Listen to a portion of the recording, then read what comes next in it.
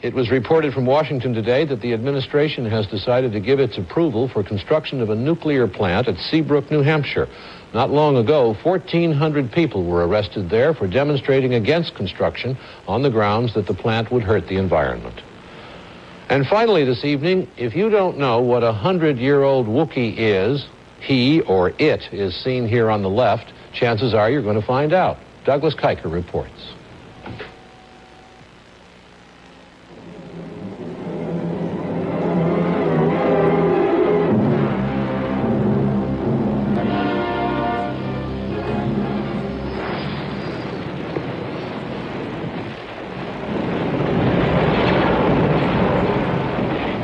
Star Wars. It is more than just a successful movie, it is a box office phenomenon. The film is breaking attendance records all over the country.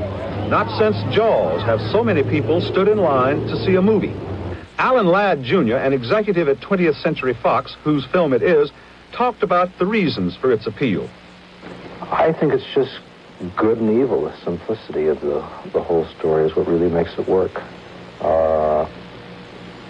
It's a fantasy, and I think we all grew up in a fantasy world, and I think that it works on that level.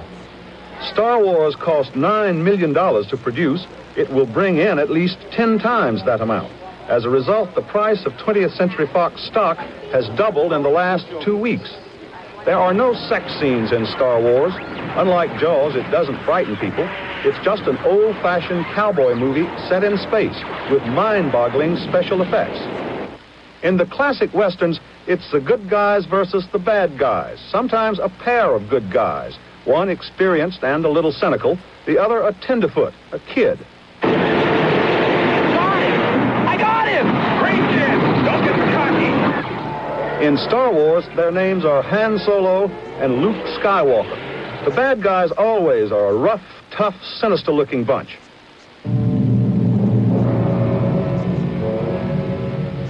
And never more so than in Star Wars. The damsel in distress. That's Princess Leia, who is held captive by the bad guys. Sometimes the good guys have a sidekick who provides the comic relief. Come on. In Star Wars, the sidekicks are two robots. And Chewbacca, who somehow knows how to pilot a spaceship. The climax of every good cowboy movie is the final showdown between the good guys and the bad guys. The only difference in Star Wars is that the characters ride spaceships instead of horses. I'll be right there.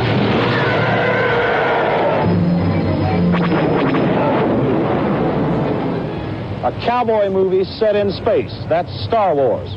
It's old-fashioned, escapist entertainment, pure and simple, with no moral, no message.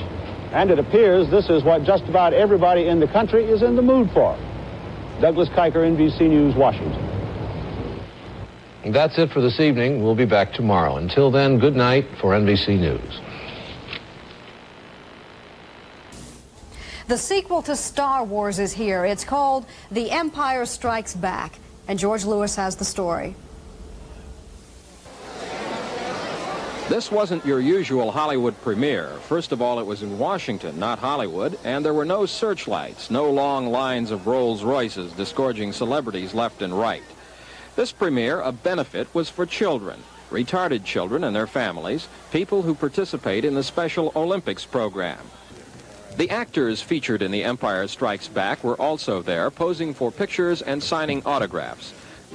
But as any Star Wars addict knows, it's not the actors, it's the special effects that steal the show. And a lot of people have been wondering whether the producers could top the technical razzle-dazzle of the original Star Wars. They have. The movie is filled from beginning to end with elaborate special effects such as this battle between the good guys and the bad guys, armed with huge walking tanks. Go now. All right, coming in.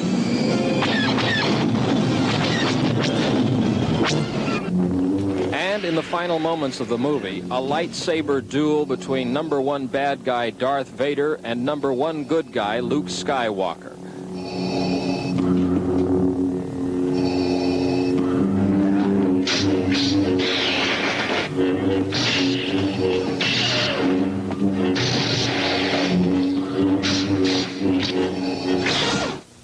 movie is pure escapism, no big social message. But these days, with the way the world is, there's a lot to escape from.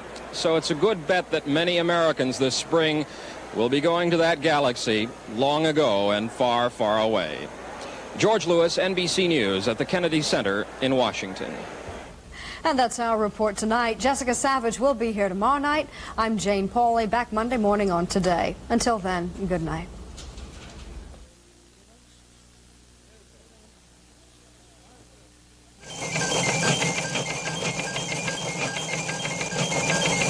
A new movie, the third in the Star Wars series, opens on Wednesday. And when it opens in Hollywood, some will have been waiting in line for more than a week. And it is clear the audience will not be your ordinary mom and pop and the kids, as ABC's Judd Rose reports from Hollywood. 6 years ago, Star Wars hit the screen, proving a box office bombshell. The original earned $524 million. The sequel, The Empire Strikes Back, soared almost as high, about $365 million at last count. Now comes the third in the series, The Return of the Jedi, and it's expected to earn as much or more than either of its predecessors. In fact, it won't open for 2 more days, but already the lines are down the block. You meet a lot of weird people out here? None weirder than us.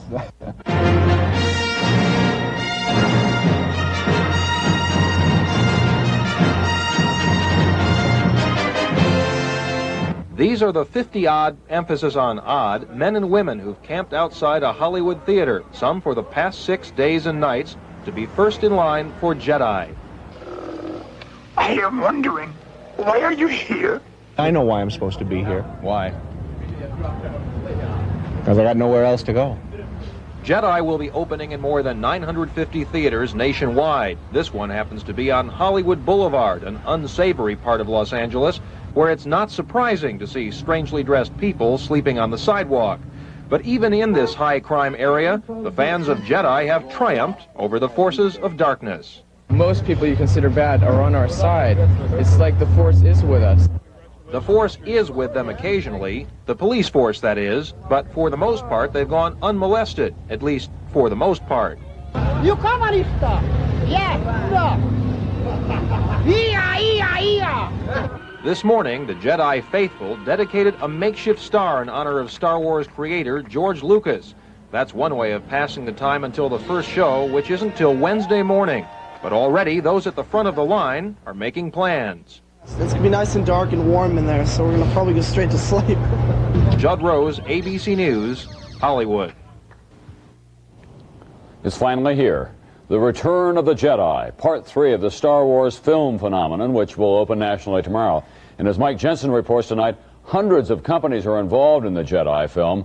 For them, the phrase, "May the Force be with you," means let the money roll in. Actor Mark Hamill arriving for a preview showing of Return of the Jedi. Actress Carrie Fisher. Inside, an assault on the senses by this third in the Star Wars trilogy, the most expensive yet. $8 million worth of special effects alone. Carrie Fisher playing Princess Leia. Mark Hamill playing Luke Skywalker, discovering the truth about Darth Vader. He's my father. A high-speed chase through the Redwoods. The Star Wars series has been the most profitable in the history of movie making. The first 2 in the series, Star Wars and The Empire Strikes Back, have grossed about $900 million from ticket sales. But that's only the beginning. Merchandise tie-ins have brought an additional $2 billion in retail sales. And this third movie in the series, Return of the Jedi, is bringing with it the biggest merchandise and promotional blitz ever to come out of Hollywood. Kenner Products is introducing 17 new Jedi figures, 3 new spacecraft. It's spending $12 million to promote them. Lucasfilm, which produced Return of the Jedi, gets a royalty for every product tie-in. For records, cookies, books, video games, clothing, bubble bath, toothbrushes, portraits of Jabba the Hutt and the Ewoks, even a Darth Vader speakerphone. Hello? I'm calling about Return of the Jedi. Burger King expects to sell 16 million Jedi glasses for 49 cents each and increase its sales by 7 to 10%. Right now we have over $8 million in Return of the Jedi glasses in our warehouses, and we're spending about $7 million on the airwaves to promote the program. And all over the country, Star Wars fans have been waiting in line for tickets to tomorrow's opening of Return of the Jedi, to be followed by an avalanche of new merchandise to feed their heroic fantasies. Mike Jensen, NBC News, New York. Oh, too bad to be carried. I couldn't possibly, Joe. That's Nightly News for this Tuesday night. I'm Tom Brokaw in New York. I'm Roger Mudd in Washington. Good night from all of us at NBC News.